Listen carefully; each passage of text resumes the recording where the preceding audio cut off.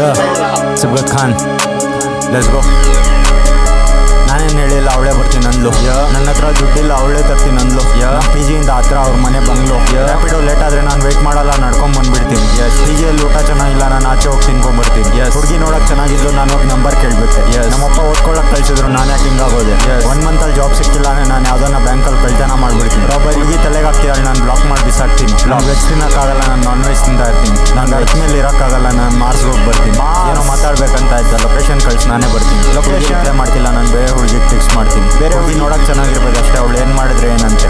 ಬೇಗ ಟೆಕ್ಸ್ಟ್ ಮಾಡಬೇಕಷ್ಟೇ, ಅವಳು ಯಾರು ಮಾತಾಡಿದ್ರೆ ಏನಂತೆ. ನಾನು ಯಾರಿಗೂ ವೆಯ್ಟ್ ಮಾಡಲ್ಲ, ನಾನು ಹೋಗ್ತಾ ಇರ್ತೀನಿ. ಕ್ಯೂಟಾಗಿರೋ ಹುಡುಗಿ ಎಲ್ಲಿದ್ದಾಳು ನೋಡ್ತಾ ಇರ್ತೀನಿ. ನಾನು ಬೀಡಿ ಹೊಡಿಯಲ್ಲ, ನನ್ನ ಫ್ರೆಂಡ್ ವಿಮಲ್ ತಿಂತಾ ಇರ್ತಾನೆ. ನಾನು ಕಾಫಿ ಹೊಡಿತಾ ಇರ್ತೀನಿ, ಮತ್ತೆ ಟೀ ಹೊಡಿತಾ ಇರ್ತೀನಿ. ನೀನು ಹೆಂಡತಿಗೆ ಹೊಡಿತಾ ಇರ್ತೀಯ, ಮತ್ತೆ ಬಾಸ್ ಹತ್ರ ಹೊಡಿಸ್ಕೊಳ್ತಾ ಇರ್ತೀನಿ. ನೋಡೋಕೆ ಚೆನ್ನಾಗಿದೆ, ಆದರೆ ವಿಮಲ್ ತಿಂತಾ ಇರ್ತೀನಿ.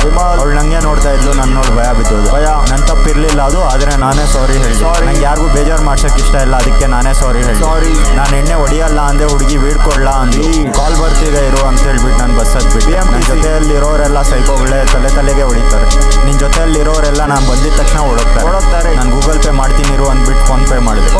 ಊಟ ತಿನ್ನಕ್ಕೆ ಹೋಗಿ ನಾನು ಟಿಫನ್ ತಿನ್ಕೊಂಬಂದೆ. ನೀನು ಯಾವ ಟೀಮನ್ನ ಆಗಿರೋ ನನಗೆಲ್ಲ ಒಂದೇ.